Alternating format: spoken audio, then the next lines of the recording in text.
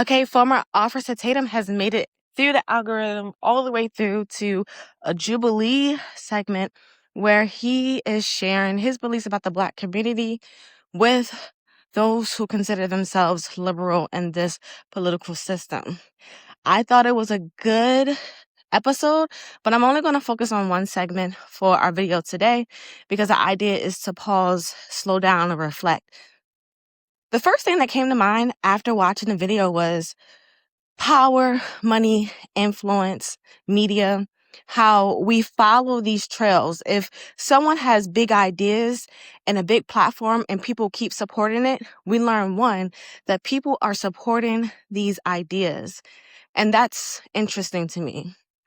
Two, when there's money involved and there's media involved, if people are supporting your ideas and your ideas are potentially harmful, now you have to position yourself and answer questions like, am I standing on this without the money? Do I feel like this actually contributes? Or is it because when I get this type of feedback, I grow, I get more money, and that is the reason that it powers me? I'm not saying this for one way or the other, but it is quite interesting that we go from the Nolan Wells case to Officer Tatum being a big part of the Nolan Wells case.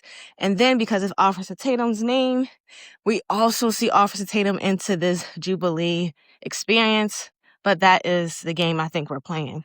But anyway, let's go ahead and start watching this segment. I'm going to do a pause and stop to get us to answer some questions and to review some studies that was pulled out in this section. Zina, nice to meet you. Nice to meet you as well. Okay, so Black people hurt Black people more than anyone else hurts Black people. Okay. My question to you is why? Well, that's a really good question. I think that it stimulates from a few different facets, and I think a lot of them are responsible, but for the most part, by Black people.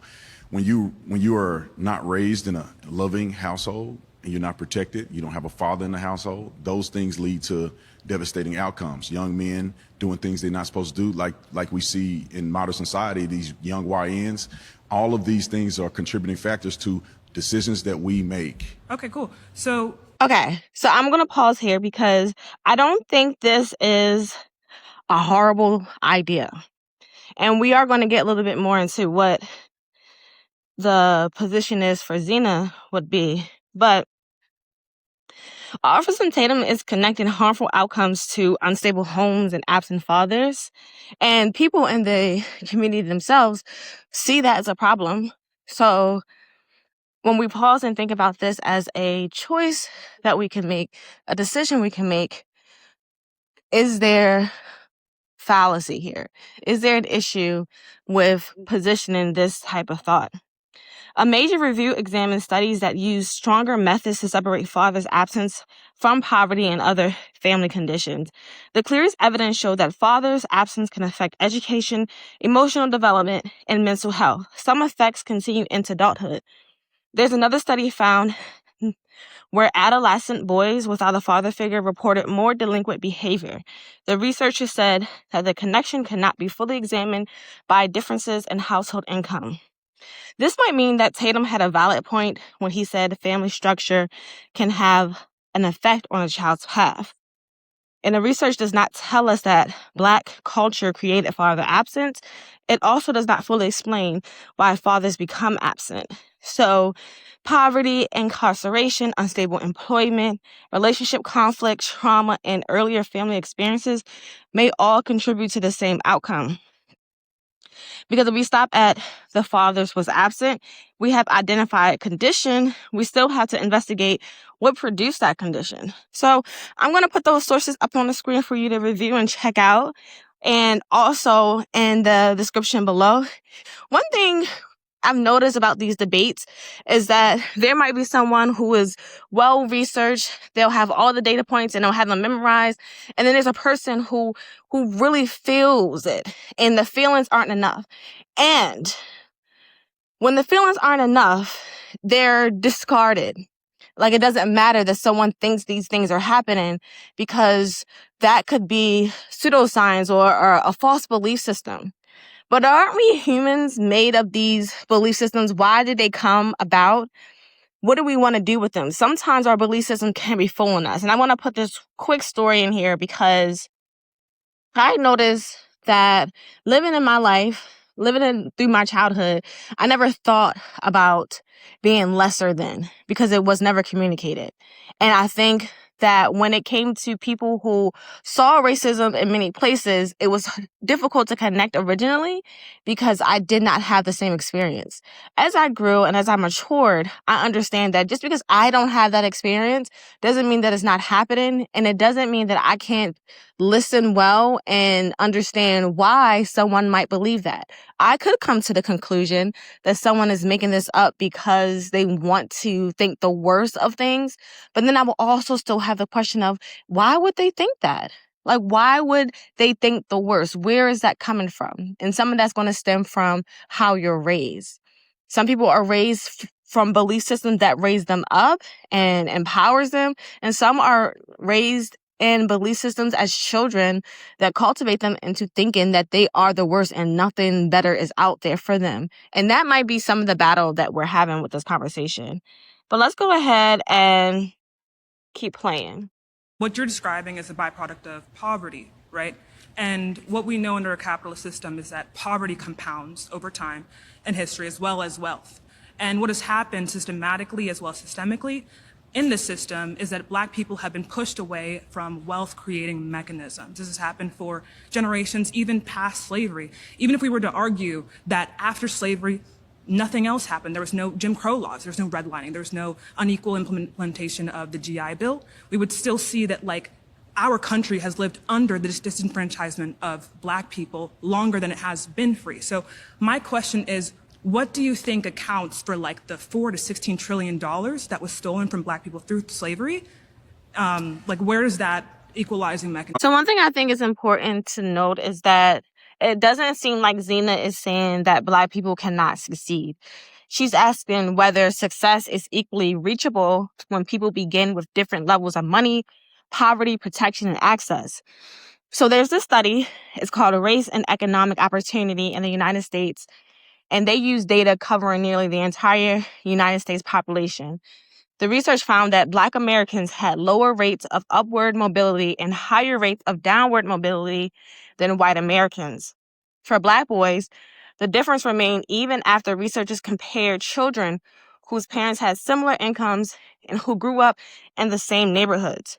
Parental marriage, education, and wealth explain very little of the remaining income difference once parent income was considered. So this might challenge the idea that family structure alone explains the different outcomes. The study also found something that supports part of Tatum's concern, that Black boys had better outcomes in areas with greater Black father presence, less poverty, and lower levels of racial bias among the white residents.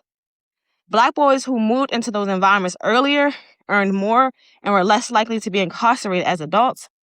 So the research does not make us choose between fathers and environment.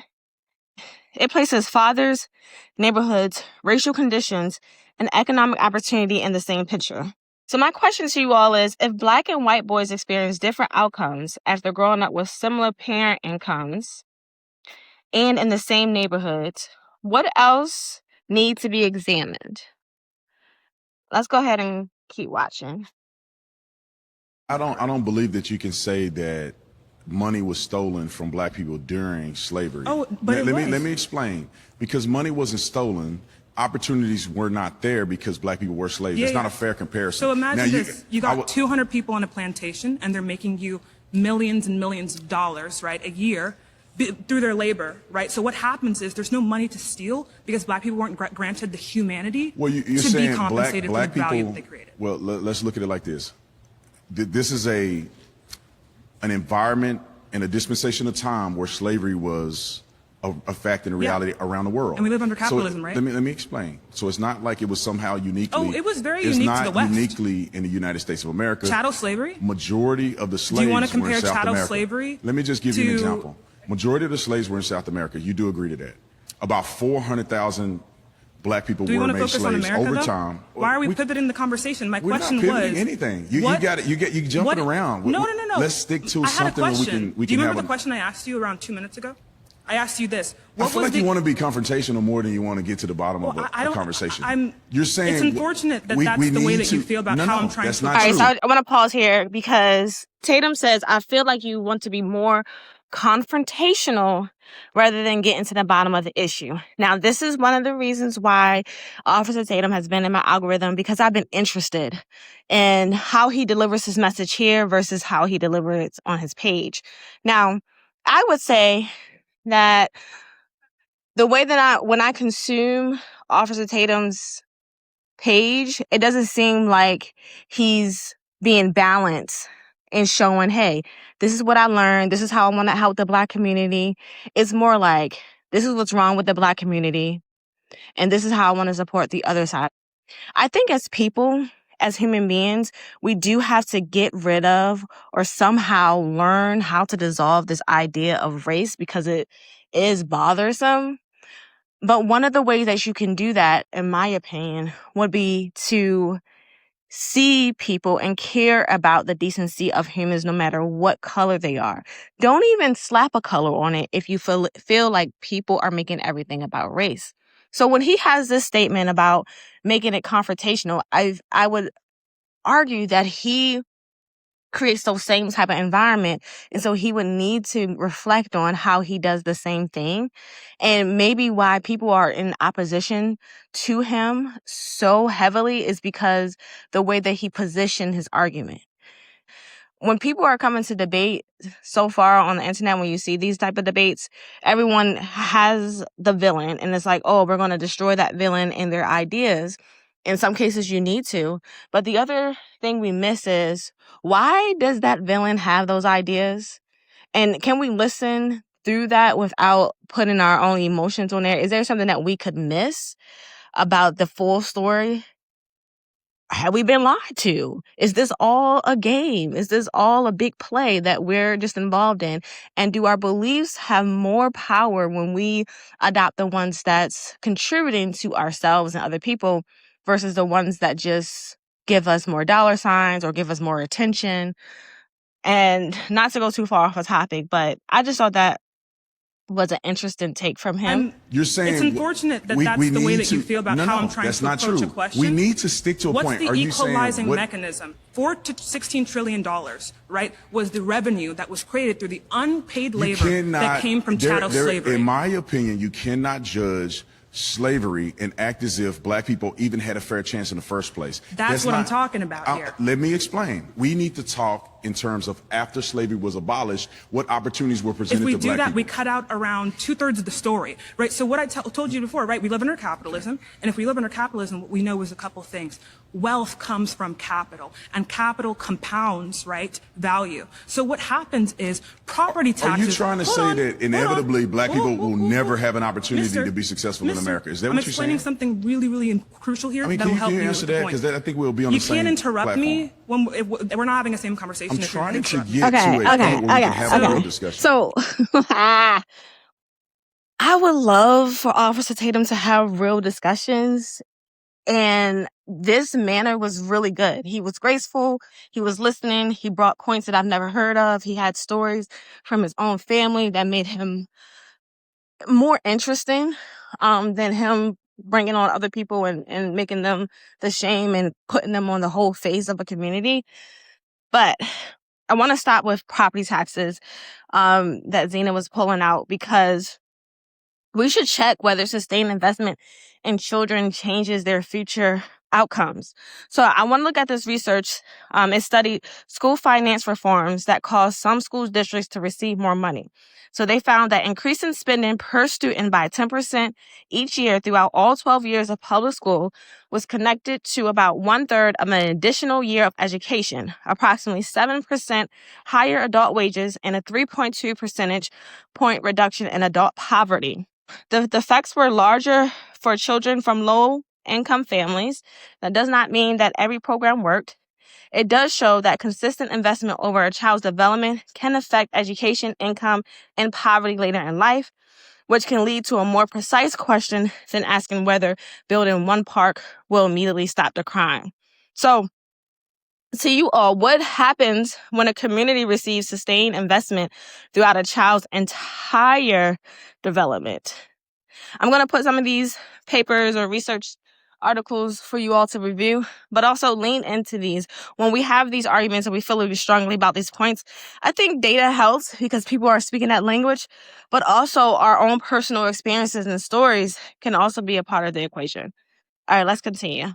If it is the case that property taxes, right, fund our school systems, build them up, okay, and we see redlining literally labeled neighborhoods where Black people were living as inharmonious, full of inharmonious racial groups to the point where they couldn't get the mortgage, right? This was, 60 years ago? Grandparents, parents, right, who experienced that inability to have a home. 2/3 of the middle class gets their generational wealth from properties. Where's this equalizing mechanism? Why do you expect there to be a similar playing field? Okay, I think we're going to go in circles if we go back in time. What mechanism? Oh, we got to. I'm saying that we're going to get to a standstill. What mechanisms are in place today that prevent you from having the same financial success as anybody else in this country? Does inheritance exist under capitalism? I'm giving I'm asking you to answer this question. Because I've asked two questions now that were ignored. What mechanism in place currently prevents you from being financially successful as anybody else in this country? The continuity of private property, right? So I'm answering the question. Are you not allowed to own property? That's not the question here. It's who had access to property. No, we know. Let's put it this way, because we're going to get into an argument in circles. I don't think it's going in circles. I think you're not answering the question. Here's the thing that we can agree on. I asked two questions. Let me say, this is the thing that we can agree on. We can agree that there was discrimination in this country. We can agree that there's some elements of... Do you agree that inheritance exists? We can agree that there's elements of things that happen in this country that put Black people behind. We can agree to that. Okay. But what I'm telling you is that we cannot still live 60 years ago and act as if we don't have an opportunity today. So I think this is the central question in their debate. What mechanisms are in place today that prevent you from having the same financial success as anybody else? So does a current law have to explicitly deny Black people success for an earlier inequality to continue affecting families? I imagine we can lean into that a little bit more, because sometimes when we have these conversations, it's like, oh, no, this is not happening because this is not how it's said in a document. But if the people are impacted by this and they're voicing their woes, we might pause a little bit. If people did feel like it was an equal playing board, there should be more people sharing that story. But maybe it's because we're consumed in this little box and we're only hearing the people who are yelling about what's going wrong, that it seems that way. So the Federal Reserve data helps us examine this. In 2022, the typical white family had about $285K in wealth. The typical Black family had about $44,900. Black family wealth grew at a faster percentage rate between 2019 and 2022, and that's meaningful progress. The dollar difference between the typical white and Black families still exceeded $220,000. The inheritance also mattered. Nearly 30% of white families reported receiving an inheritance of substantial gift, compared with about 10% of Black families. White families were also more likely to expect an inheritance and more likely to have someone who could provide emergency financial assistance. This doesn't really prove that every dollar in the wealth gap came from racism. It does answer part of Zina's question. Private property, inheritance, emergency help, and family gifts are current mechanisms through which earlier advantages or disadvantages can continue moving forward. I also want to take a note of what Zina said about white families having 10 times the median household income of Black families. She appears to be combining income and wealth, and the racial income difference is much smaller than 10 times. The largest difference exists in accumulated wealth. So I agree the larger point she is making about inheritance wealth, but I would correct the term before using that stat.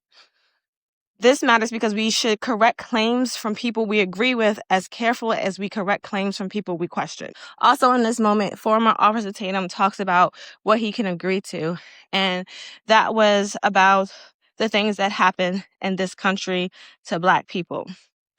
This is where their disagreement becomes a little bit more clear because Tatum acknowledges that Black people were placed behind. Zina is asking what moved everyone to an equal starting position afterward. So time passing does not automatically redistribute poverty, improve schools, remove debt, repair neighborhoods, or replace lost inheritance. There's a 2026 study of this Hope Housing program that helps us understand how long this change can take.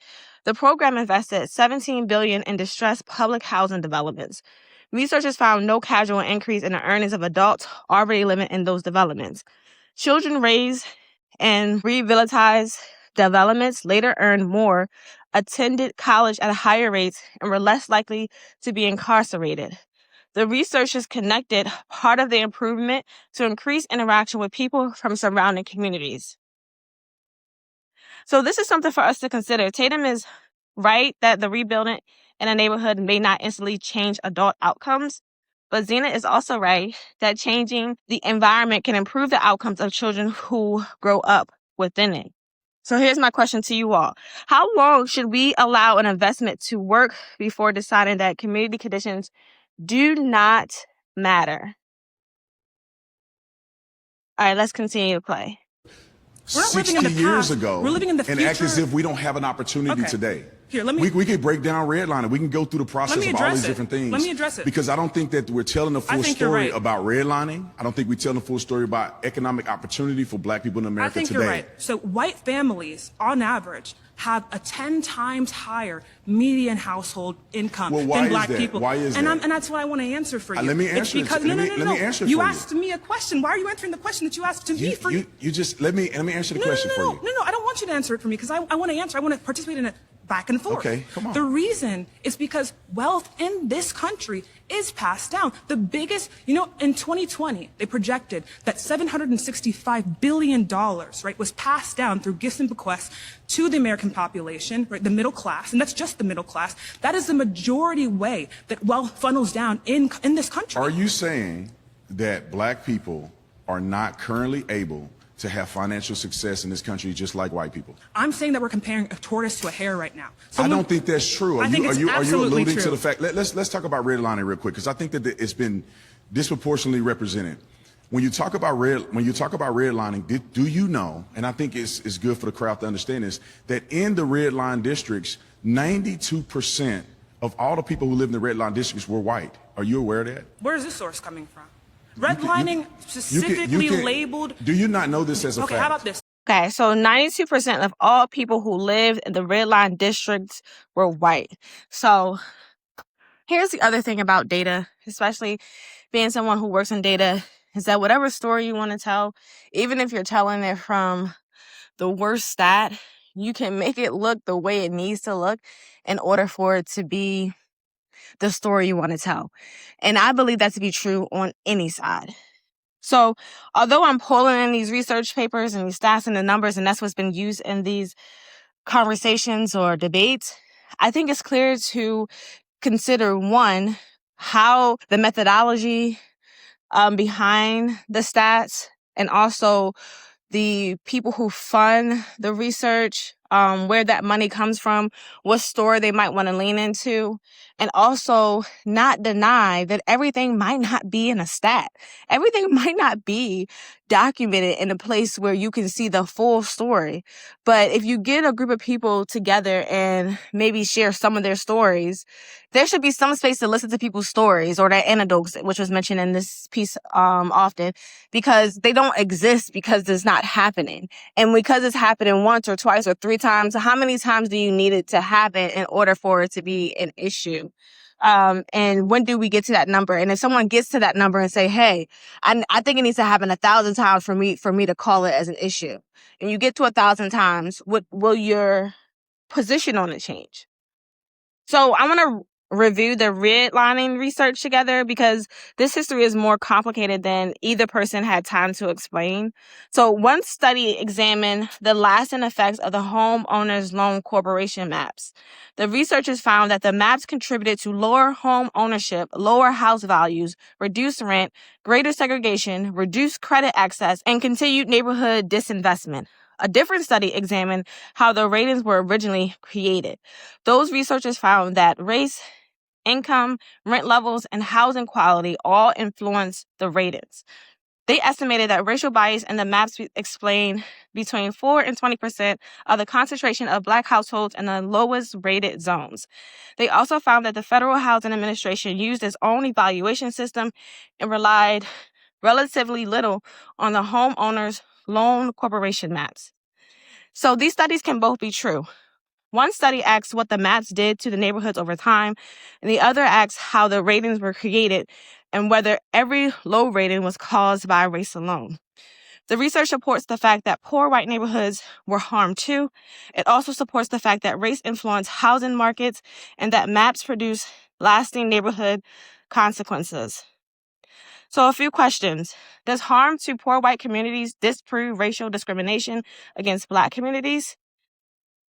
Does a policy have to harm only Black people before race becomes relevant? And are we treating the Homeowners Loan Corporation, the Federal Housing Administration, private banks, restrictive covenants, and real estate practices as though they were one system? Let's continue playing. Do you not know this as a Okay, fact? how about this? The underwritings of the HOLC specifically said that Black groups, right, were seen as inharmonious groups that we should That's be very not true. wary. No. Let's look it up. The fact check will be can somewhere fact check here or it. here for you. FHA, right? It said that's what the inharmonious FHA groups. That's Black what the people were FHA titled determined. as FHA. Okay, Okay, then go look it up pause together. it. All right, we had to pause it there. She was voted out. I think that she was making good arguments. And I chose this segment because I believe it carried a lot of the conversations that were relevant, that were helpful, that could be fleshed out a little bit more deeper. I make these videos because I want us to be aware of how media works, how we could be triggered one way or the other, how it can impact our well-being if we're not mindful about how we're consuming it. And if these issues are passionate for you, then perhaps pause and figure out why. What's causing the passion? Are you able to look at it from a biased lens or unbiased lens? And can you consider when you are being biased? Can you consider when you are just using social media as the primary lane? And are you in your communities doing anything different to support what your passion is about? So for instance, if we think about a former officer Tatum, if he really truly believes that Black people are the problem, or in his words, melanated people cause all these issues, or they're going to be the ones that's committing the most crimes, then really dig into, like that young lady had the question, why do you think that is? Do you think that there's something wrong with these people? Do you think it's in their DNA for them to make these type of decisions? But I thought, before I close out, I thought one thing that, oh, look at this butterfly. I can't wait, the butterfly. I wanted to get the butterfly on camera. Okay, it's gone. One thing I thought was interesting is that he mentioned the DNA of Black people when it came to sports. And so it made me think about this lady I had on a podcast recently. She was discussing white people and their DNAs and her thoughts around why she think white people hate Black people. I'll play this clip before we go. But I bring this up because we are talking about how we think one group is one way or the other. And it might be difficult to do so, but I imagine that we're in a place where maybe we can look at people for who they are, human to human. If a person is of one color but they treat you well, is there credit there? Or do we always have to assume that their color is the reason why they act a certain way? And I especially think this is important for those who find the white community to be harmful. If they lead with all these people are one way, then that's mirroring the same thing you don't want for you. If they think that all of you are one way, then you're really going back and forth with the same idea, and that idea is the thing that needs to be investigated. Why do we feel this way? Is there something outside of us that's manipulating our mindset towards one another? It's almost like we're being pulled by puppet strings with these ideas so we can stay in conflict rather than really getting to the bottom of why this is happening.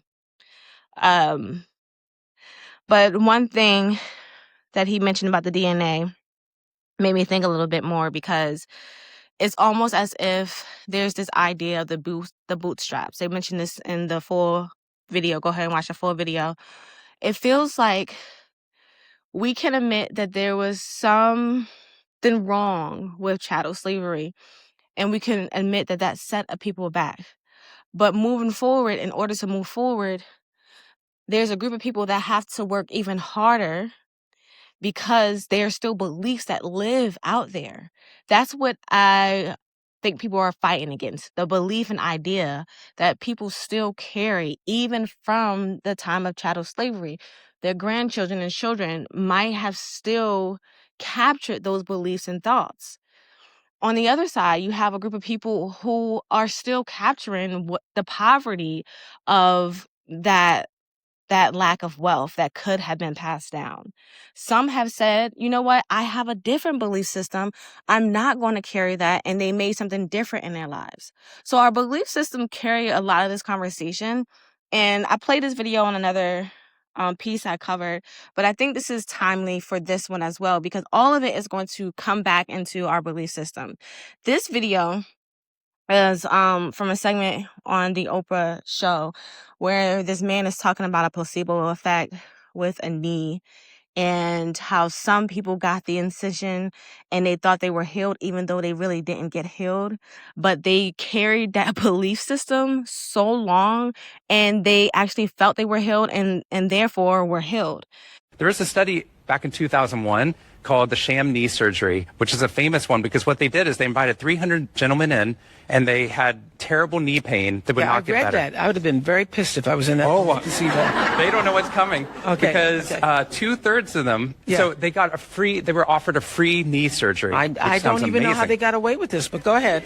I don't know how they got this. 2/3 of them did get a free knee surgery. The doctor came in at the Baylor College of Medicine, created an incision, fixed the ligaments, fixed the cartilage, and sutured them back up, leaving a scar. For the other third, They just did a little incision. the doctor comes in, gives them an incision, goes has a coffee, and then comes back and sutures them back up, giving them a scar but no surgery.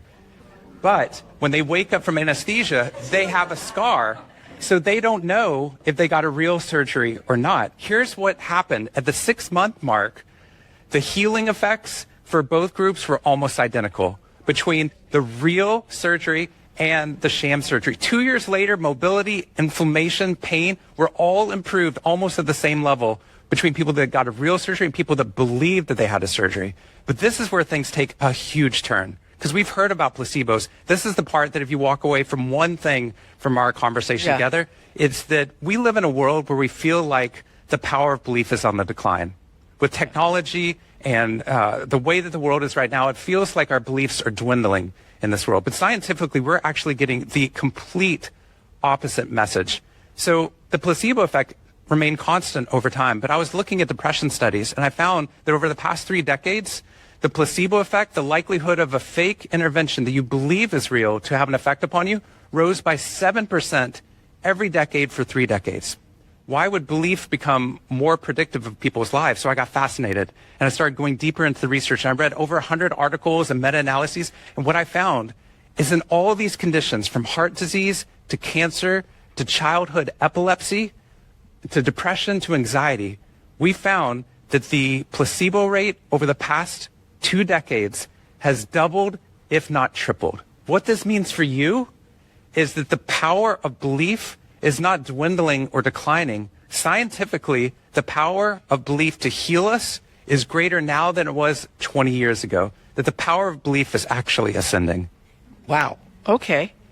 I still would have been very upset if I got the fake knee surgery. You know, I would have been, I mean, how did those people known, react? and you would have been better, possibly. I wonder if we can heal ourselves in the same way.